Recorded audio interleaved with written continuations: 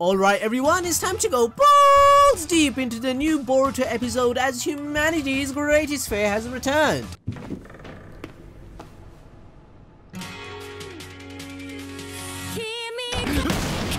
Now, as I said in all my other reviews, the biggest problem the anime suffers from is consistency amongst a lot of other things. However, I am pleased to say the current Mujina bandits arc does not suffer from this consistency problem, as in I have been enjoying the arc for what it is, as it is consistently bad.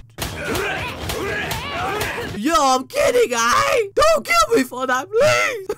The first 4 episodes of the arc so far have been 6 out of 10 in quality. I'll explain why in a second. We as a fan base are waiting for the leader of the Mujina gang to appear, as this will be the first anime adaptation of Boruto's Karma Seal in action. We want that sweet, sexy ass animation on his new power. However, I must say that this arc does have some good qualities to it that the fan base can appreciate. For example, Boruto's character development is finally on point, with his maturity being a standout factor. Although this development was needed earlier in the anime, so the same repeated lessons wouldn't occur over and over again, thus causing fans like us not to be frustrated, but I'm glad the same fatal mistake is likely not to happen again after this arc adapts the manga. For instance, in episode 142, I enjoyed how he used his intelligence once again to fool the guards whilst climbing the tower, or the method of communication with Sarada with the prison library. It shows that Team 7 has adapted quickly to prison culture and how they can complete their mission. Boruto's character is shaping up to be a mix of Sasuke and Naruto combined. He has the jutsu, the intelligence, the friends, looks, and waifus just like both of them. This guy has said himself, I wanna be like Sasuke, I'm a Sasuke dick rider like all of you. Another factor I liked about this arc is the world building, expanding upon the known Naruto universe. The concept of money in Naruto has always been in the backdrop of what's the actual uses besides, you know what I'm saying, dragging some of them thoughts to go do their thing and go a bit, you know, balls deep.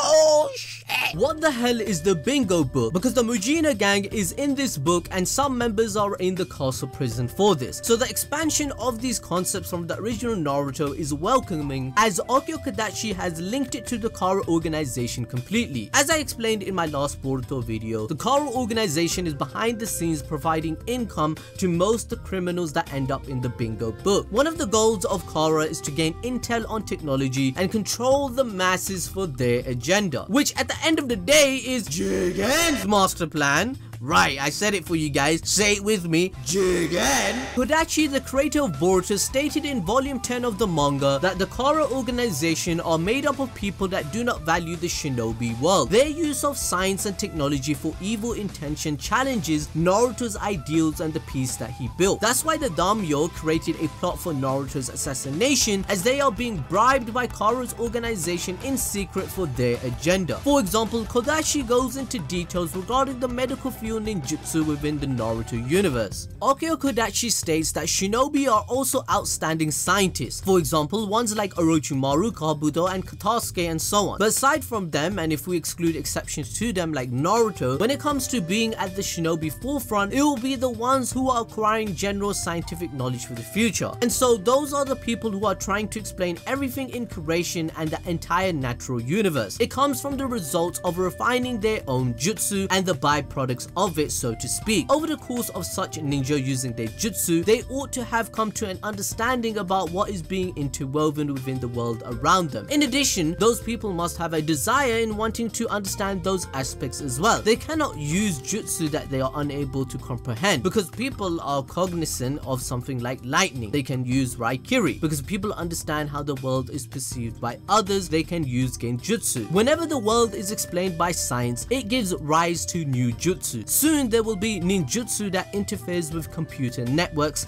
as well as ninja who operate electronic devices. These things will probably be making an appearance in the manga, or perhaps they may have already appeared. Such science and technology is not exclusive to the shinobi world, it's even propagated to the civilian one. It might have been possible during the former warring era that some shinobi also would have attended civilian academic conferences. It was not unusual for the inverse case to occur either. All of the hidden villages villagers would lend an ear to the remarks of an excellent scientist, even though they weren't shinobi. In other words, the extent to which a hidden village possesses such great scientists is directly related to the value of the hidden village itself. They'll engage in recruitment activities in order to secure researchers, wherein that also includes things like violent abductions. These forms of maneuvering are common everyday occurrences in the shinobi world, and if they are also able to scientifically elucidate the enemy's jutsu itself, that could possibly lead to complete one-sided victory. In addition, shinobi science and technology is also being put to good use in the medical field. Medical ninja help clarify information regarding the human body, the majority of which was acquired through dissecting both friends and foes on the battlefield. They've come to the point where knowledge has been shared exclusively throughout the medical community for roughly the past decade. So what he's trying to say is, I think he's pretty much inspired from real life. Like, you know, when America took a lot of German scientists away after the war, they took it for their own benefit, right? That's what he's trying to say here. If you have intelligent scientists that are creating these weaponry and technology for you, they're going to advance you to the point where no other village can compete. This is another philosophical debate that they're trying to explore. Oro uses Outer Path members under their banner to control a country. These could be people such as politicians, merchants, daimyos, and even missing ninjas such as Owl. Kara is linked to the Mujina bandits. The leader of the gang sees their secret meeting and realizes they spell trouble. Kara is essentially the Illuminati like in real life. Anyway guys, if you got to this point of the video, I'd appreciate if you could smash that like button for me, get to at least 10,000, 15,000 likes, and I'll make sure to cover Boruto chapter as soon as possible when it comes out. And please hit the notification bell because I cover Boruto as much as possible as I can, and it'll really help me out because you guys are changing my life. I do think the pacing of the arc could be better. Episode 143, when they're trying to find out the wooden tag in the prison, was literally an episode inside itself for 20 minutes. The problem could have been solved within 5 minutes, but the writer said, fuck it, we need to milk this shit. Also, lo and behold, Ball's prediction magic is correct, of course, as the red-haired dude was the culprit. It was just too obvious for everyone to know. So episode 145, it starts with our boys still playing detective and trying to find out where Kokori has hidden the gang's money. But this dude won't even budge. Like, Boruto literally saved his life, and this dude is harder to crack than his tsundere waifu. As Boruto and Mitsuki are talking to Kokori, Kamata barges into their table asking about the money that he wants. But Benga was on the sideline observing them. We then cut to Benga going to see Tsukio, and he gets a little bit more encouragement by telling him that he can keep all the money Kokori stole if he's able to transfer him to Hazuki Castle number 2, as that's where he will die. Benga also starts to get more suspicious about Boruto and Mitsuki as he stops them and he tries to get more information out of them. Boruto takes care of the situation like a mad lad that he is. This scene of Boruto getting rid of Benga without blowing their cover and acting all natural, it really shows his maturity Boruto has gained thus far in this series. Boruto from the past arcs, such as the Arcto, the Orochiki one, he would usually disobey orders and the plan, as he would just confront Benga straight up and be like, what you saying, fam? What you saying, bruh? You did some brutality and injustice in the prison in front of my face? I'm gonna throw this Rasengan through your mother flipping face, you bitch! Moving on, Benga invites Kamita to his room whilst offering him like 200 burgers. How is this skinny ass dude going to eat all of that, fam? No wonder Benga is so thick. But we all know Benga didn't just invite him for some burgers out of goodness of his heart, of course. He is trying to persuade Kamita to spy on Boruto and Mitsuki, as he saw the boys and Kamita being all too friendly with each other in the cafeteria. When Kamita refuses the offer, this scummy ass dude tells him that he bought the burgers with the money he saved up, and he won't pay him back if he doesn't accept his offer. Not only this, but this also waste of space. Honestly, God, I hate this guy. This dude had the audacity to leverage Kamita's sick sister. Apparently his sister is sick and needs money. That's why all Kamita talks or thinks about is the money to save his sister. It's too bad though, he didn't become Dr. Sab himself. If he became Dr. Sab when his mom and dad asked him, Apne kya banna hai when he grew up, he's not a doctor. So by the way, this is not all of it. Benga also threatens to reveal the secret about Kamita being in prison and not traveling the land of lightning whilst helping a young boy who was attacked by a rogue ninja, making his sister feel good. Imagine the sorrow sorrow this little girl must feel when she learns about her brother being in prison. She is probably gonna get more ill, right? How can this guy even think of doing this? I just hate this guy so much. If Boruto doesn't put his ass in place right now, I'm about to Chidori him through the heart myself. Oh wait, I don't think he has a heart.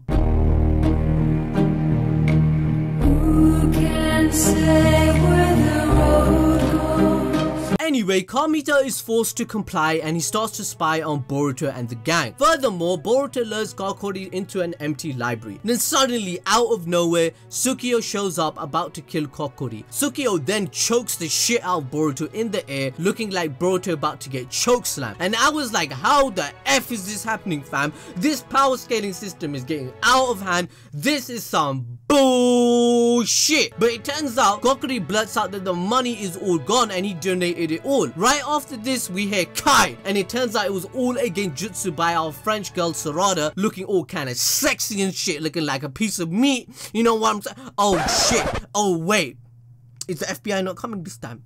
I guess they agree with me. Give your meat a good old rub. This scene was quite well executed and highlighted the progress Team 7 has gone through so far in the anime, as this whole event was a big brain play and not just another, oh shit, I just met you yesterday and now you are my best friend, so I will tell you all of my life secrets and fix your life for you in one day, fam. This is some Joni level shit, bro. And while this is all going on, Kamita I'm so hyped this video, what the hell. And while this is all going on, Kamita is behind some bookshelves, all like Boruto and that girl are Leaf Shinobi. We then get further confirmation from the newspaper saying that there was a large donation to the medical foundation. Kokori rips up the newspaper like it's a crime to read and says, actually, I'm not a good guy at all. He then starts telling us his backstory, and his backstory is pretty sad and touching, to be honest. Anyways, the glasses dude ends up being the accountant for the Mujina bandits, as you would expect, because if you have glasses in anime, that means you're an intelligent person. And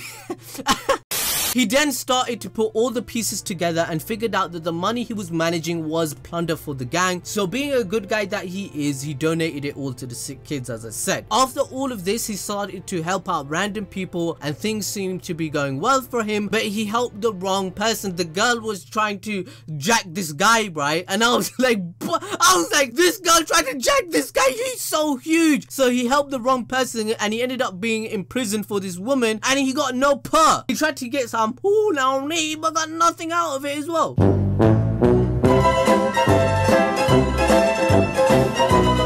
Anyway, Kokori's whole backstory is pretty sad as he has been manipulated and tricked by everyone. Kamita learns out the fact that he tried to help him, and this causes him to drop down in confusion as his consciousness wouldn't allow him to endanger the person who helped his dear sister. When Benga wants to hear the report of his spying, he doesn't rat them out. When Benga asks him about Boruto and Mitsuki, Kamita tells him that everything is normal. Benga of course can't stand this answer and starts brutally beating my man up, and he got brutally battered. Like, I got PTSD from my parents beating me when I was a child, saying, "Bad John, he got it up here." Honestly, I like the thin red line of morality displayed in the episode. What is one meant to do in these circumstances? When one is put into a situation with no positive outcomes due to an exploitation of the system and powers that be, what can one do in a society? Now stay woke, my brothers and sisters. We shall prevail from this genjutsu we call life. On a serious note, I like what the Mohawk guy did, and I really did feel sorry for his character at the end of the day. We now have a reason to hate all the bad guys involved and want the prisoners to prevail in victory, as it shows that they do have good hearts. Sometimes it's just a matter of circumstances on why good people do bad actions, right? What was he meant to do if he was trying to get money to save his sister's life? How else can they survive? So moving on, towards the end of the episode,